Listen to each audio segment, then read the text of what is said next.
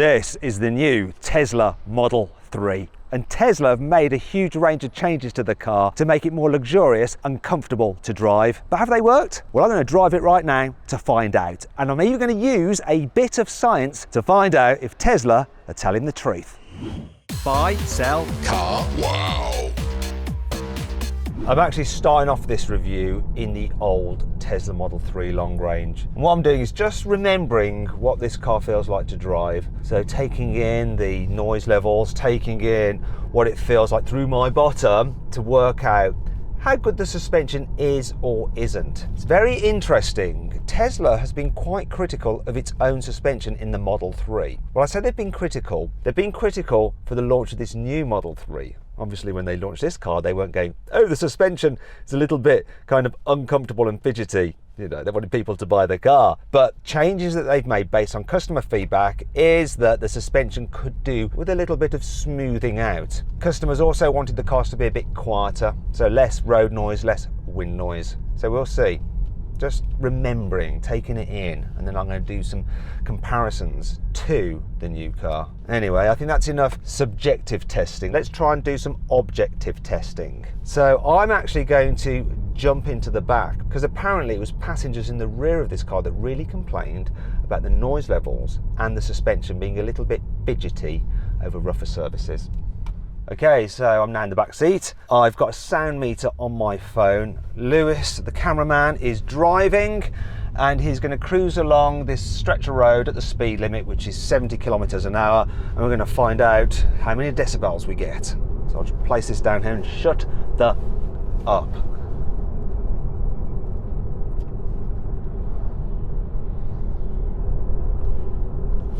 Right, there we go. Got the results. The sound meter is averaging around 77, 78 decibels at 70 kilometers an hour. Now we're going to check out the comfort levels.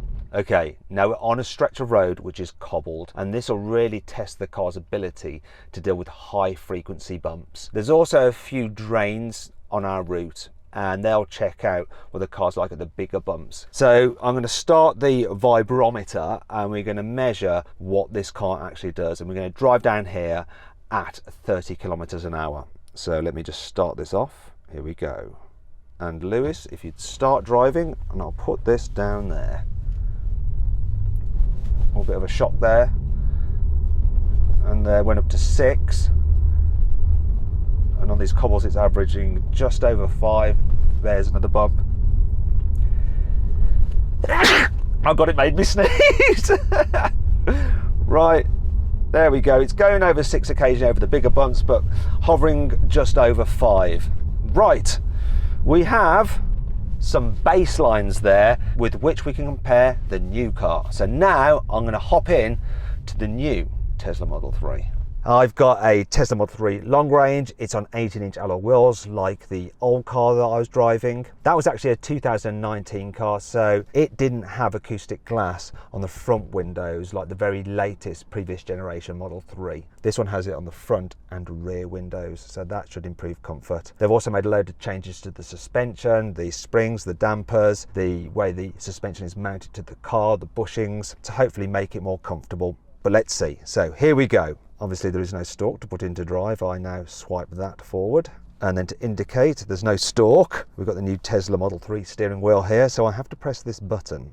Don't like indicators on the steering wheel. It has haptic feedback, and actually, do you know what? It feels like a real button. In a Model S and a Model X, when you press the button, the steering wheel vibrates to let you know that you've pressed it. Here, the actual button vibrates. And while this panel isn't really moving, the way they've done the haptic feedback is so good, it feels like a normal button. There's the door button, which is a real button. This is almost halfway there in terms of the feel. And it's not like the system that you get in like a Mercedes EQ car with the haptic feedback, touch sensitive buttons on the steering wheel, which are all too easy to just accidentally engage. This feels a lot better. Though I would prefer a stalk still. Not gonna lie to you. Wish they hadn't got rid of the stalk. But at least I've got the horn now here. Wait a minute.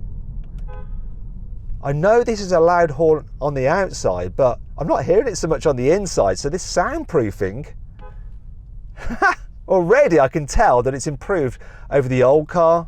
I probably shouldn't honk the horn again because there's maybe some fine in Norway for like honking your horn unnecessarily. I know there is in the UK, but they're pretty strict on car rules here. In fact, if I get caught speeding here, apparently the fine will be 1 month's salary. How would I pay my mortgage for that month? Anyway, let's go. See that? I was looking for a stalk to indicate to go around the roundabout. See if it'll disengage when yeah, it disengages. So you've got the cameras just there like on the old Model 3, which is showing me my blind spot, which is really good. Let's just try the lights. There we go, the lights. Touch sensitive button and the windscreen. Even that's quiet. Listen. Now we're going past a building site here. There's some banging going on, but it wasn't too intrusive. Once again, that's all the soundproofing doing its job. And one thing I always found with the Model 3 was that you got quite a bit of tyre noise just when you're coasting about, but it does seem more suppressed in this new car. Let's try the suspension out over that drain cover. It's all right. Let's just get a little second opinion. Lewis, cameraman Lewis is with me. It's quieter, isn't it?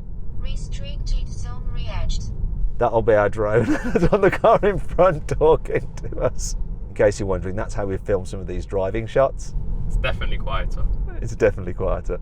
Yeah, this is more relaxing. I can say that already. I would like to put autopilot on, but this has the very latest autopilot system and the software hasn't been engaged on this particular car because it's a pre-production model. And we're also driving on like manufacturer plates, which means we've got to stick to the route that we've been given for legal reasons here in Norway.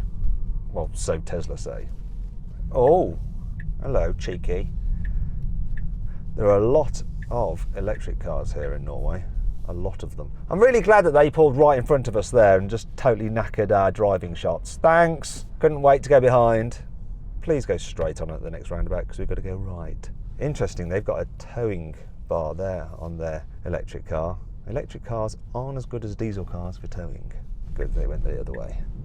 One thing I do like about Teslas is that you do have proper one-pedal driving. It will stop the car eventually if you lift off the accelerator. It's all very intuitive. They haven't changed that. One thing I wish they had changed is where the speedo is. Like on the old Model 3, it's just up here. It's just not an ideal position. Much better to have it straight in front of you. And really, this car could absolutely 100% do with a heads-up display. It'd be perfect. You got that low dash, it'd be brilliant to just have it there. So driving down this road, it's quite a rough surface, getting a bit of road noise from those tyres, but I think it's better than on the previous car. Is it quite as quiet as a Mercedes EQE? I'd have to back them. It's close. Now we're doing about 70 kilometers an hour. I'm not really hearing any wind noise yet at all. Now, one of the things they've done to this car is alter the shape of the bonnet and flick it up at the very last part of the bonnet to send the wind in a smoother way over the windscreen. And it seems to have done the job. Just a little bit coming in now from around here. I mean, subjectively, this car does just seem quieter. It feels a little bit more comfortable. They have moved it on. I'd really like a bit more of an opportunity to test out the suspension. These roads are really rather smooth and good. A lot better than what they would be in the UK. I'm just going over a little expansion joint there, going over that bridge. And sometimes you get like a bit of a thwacking sound from the suspension when you go over those. That's the speed warning again. Now I can disable that, but considering the cost of getting caught speeding, I think I'm going to leave it on. Oops. It's actually quite easy to maintain your speed and kind of control your speed in this Model 3. The throttle pedal's well judged, even though if you feel the throttle, this thing does take off like a rocket ship still. Okay, I've actually had enough of that now. Let's just press that and turn it off. Turn off. There we go. Am I going to live to regret doing that? That speed warning is really, really useful because it prevented me going more than, say, 2 kilometers an hour over the speed limit. And because most cars actually overread for safety, I probably wasn't actually going over the speed limit anyway. All right, Norwegian police? Okay, so this bit of road is in the middle of actually being resurfaced, so it's rougher. This is kind of what they're like in the UK, and that is really good. I'm getting minor vibrations, just like tickling my bottom a bit, which is strangely pleasant. Anyhow, it's things like this that is really making me feel that it is quite a difference. That'd be interesting when we get to the end of this section, and we should have a little raised bit to go up onto the normal surface. So I want to know what the jolt will be like then. I'm not sure if this is supposed to be our route, but it's a bit strange for a manufacturer to take you over a surface such as this. But maybe that's the idea, to show off what they've done to their car. Now, as I'm building up speed, you're getting a bit of tyre noise, but considering the surface, this should be going, it's actually reasonably quiet in here. So to improve the sound deadening, as well as like changing the bushings and the suspension, adding extra soundproofing, they've also worked on the tyres to make them less noisy and also more comfortable. And they've done that while trying to maintain efficiency. And we'll check out the efficiency of this car in a bit. There was the bump as we joined the normal surface, and yeah, that was really quite smooth considering. I mean, in terms of handling, I haven't really had much of a chance to give it a go, but round that roundabout there, it still seems to have that kind of go-karty feel that the Tesla Model 3 has always had. It's quite a sporty drive, this car. It's one of the things I've always liked about it. In terms of the braking, they haven't done anything with that. And I've always liked the braking on the Model 3. Blimey, this guy's going for it. What's he doing? He thinks he's in some kind of Nordic rally. He absolutely dropped us there. Yeah, and the auto brake and stuff is working there as we slow down for him because of the cyclist. Will the system spot him? Yeah, look, spotted the cyclist. Let's try and drive into the back of him. Yeah, warnings. Now, if you're enjoying this video and you haven't done so already, please make sure you subscribe to this channel. And if you're a Tesla fan, you absolutely want to subscribe, because we've got something special, very, very special coming up with Tesla very, very soon, and you are not going to want to miss out on that. So make sure you're subscribed and hit the bell icon to turn your notifications on. That way you will be notified when I upload this very, very special video. I've been promised it, right? Rich from Tesla, if you're watching, we have high hopes. We have high hopes. Now, while Tesla has changed the look of this car, they've improved the aerodynamics. Apparently, it's now the most aerodynamic Tesla on sale. This is the CD figure, the drag coefficient of this car, and this is what it used to be.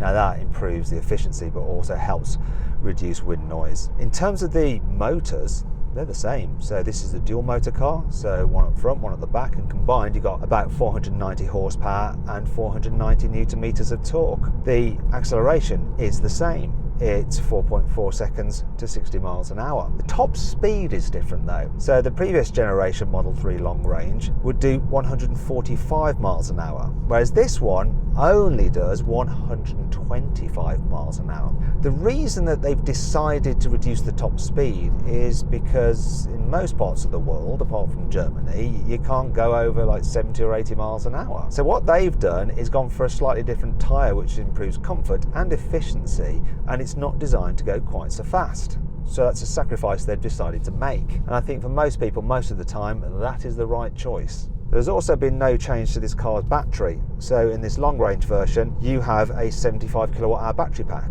In the standard range, you have a 57 kilowatt hour battery pack. However, due to the improvements in efficiency, you should get more range. So the old dual motor car was supposed to be capable of doing up to 374 miles on a single charge, whereas this new one on the 18-inch alloy wheels is supposedly capable of doing 423 miles on a single charge. Now, towards the end of this video, I'm going to check what efficiency I've actually had out of this car over this little drive I'm doing in it. So we'll find out what the real world efficiency is that I'm getting from it today on this test. While we get on with that, what I'm going to do is use one of the new features on this car, and it is the ventilated seats. So they've now got perforations in them, and here in the front, the perforations aren't just for show. I am now blowing cold air up my backside and my lower back. Normally I like hot air blown at my backside, but today I'm going for cold air.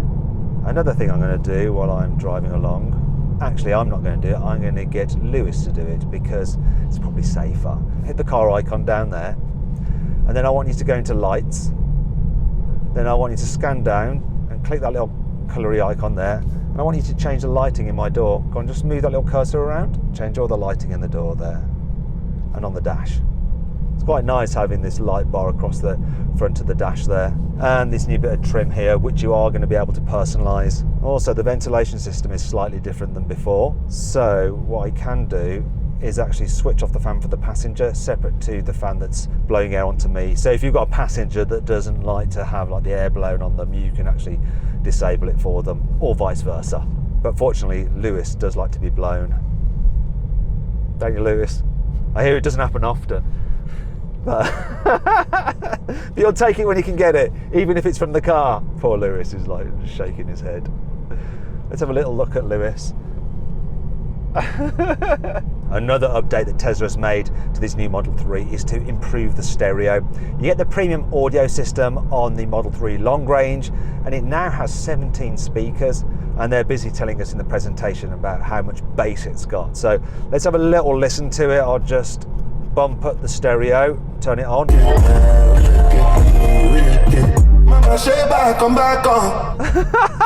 There is so much punch from the stereo.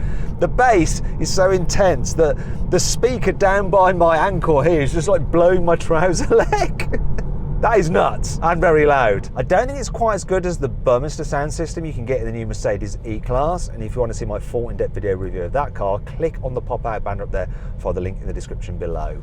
One thing that's really interesting is that despite all the upgrades and improvements that Tesla's made to this car, they're not going to alter the price. It's going to start from around the same £42,000 as the current car, which is very different compared to Tesla's competitors, which have been increasing the prices of their cars because of inflation. Now, it'll go on sale in Europe from October, in the UK sometime 2024. And as for the US, I don't even know. They haven't announced it. They're not even saying whether the US are going to get this new Model 3. I don't know why that is. Maybe because it's built in China, I don't know. And the Americans will only take them built out of Fremont.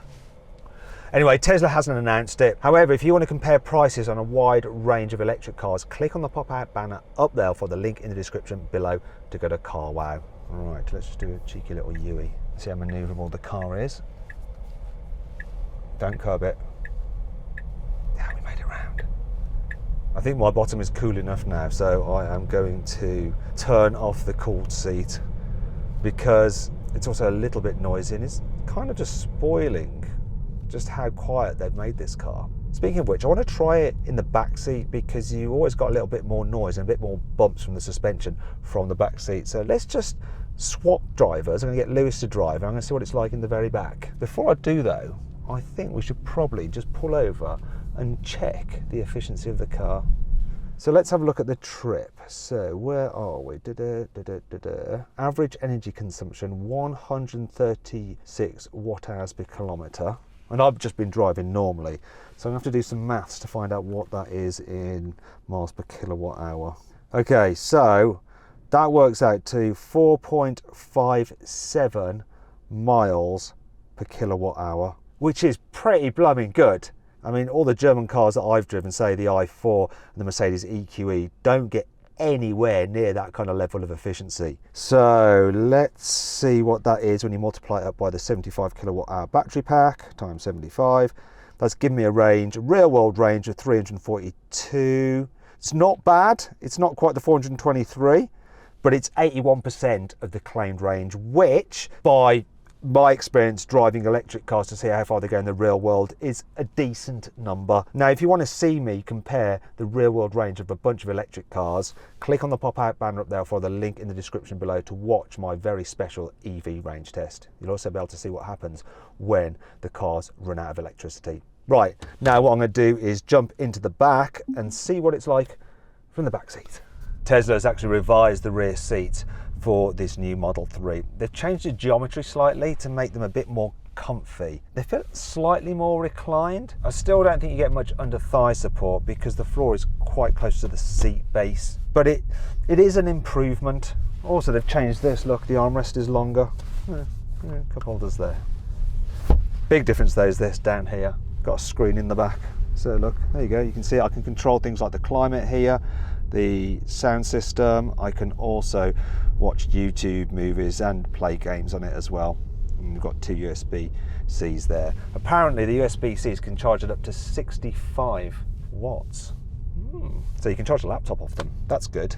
So just driving around town, there's less tyre noise I think here in the back than there was in the old Model 3.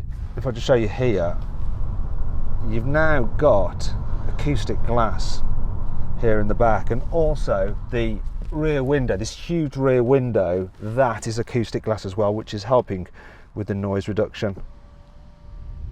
I feel like the bumps are less noticeable here in the rear than they were before. It was really pronounced actually in the back seat compared to the front seat in the old Model 3. You did feel like you were in the cheap seats here in the rear, but now it's not such an issue. Material quality, well, the feel of the materials is slightly better than before.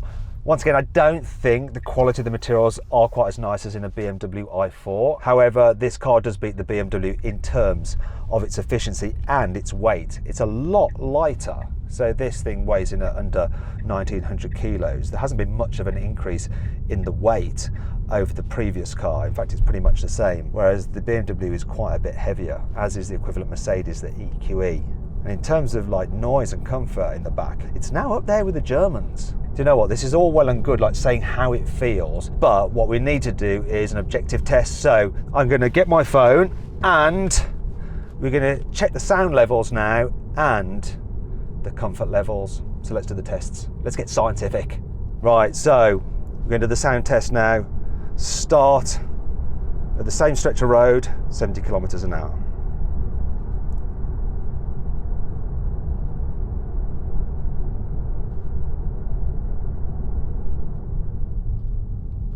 So definitely less tyre noise. I can just tell it with my ears, and looking at the sound meter, it's just ever so slightly lower by 1 or 2 decibels on average. Not a massive difference in terms of numbers, but obviously decibels are logarithmic, so 1 or 2 decibels is quite a big deal actually. So the car is definitely quieter. My phone is not lying. Now we're going to redo the vibration test in the new Model 3. So we're on the same section of road. I'm going to start my vibrometer running and we'll see how well this car performs. Once again, Lewis is going to drive at 30 kilometers an hour and hunt out the drain covers. Go for it, Lewis. Whoops. Okay, so already I can see that it's, oops, slightly lower. There's not a huge difference in the numbers, but the graph isn't quite so shaky, especially when we go over the drain covers.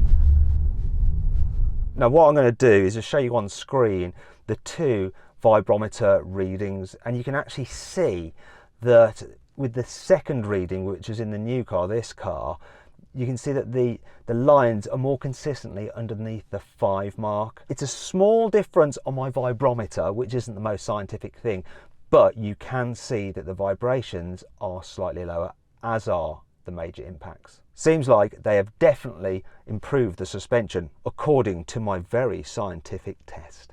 So then, what's my final verdict on the new Tesla Model 3? Should you avoid it? Should you consider it? Should you shortlist it? Or should you just go right ahead and buy it? Well, when you consider that the old Model 3 was still at the top of its game, this one is even better. So the verdict is easy. You should go right ahead and buy the new Model 3. I hope you'll enjoy the video. If you did, give it a like. Let me know what you think of this car in the comments below. Click on those windows there for some more videos, and on that box there to go to Carwow to sell your car the easy way. Thanks for watching.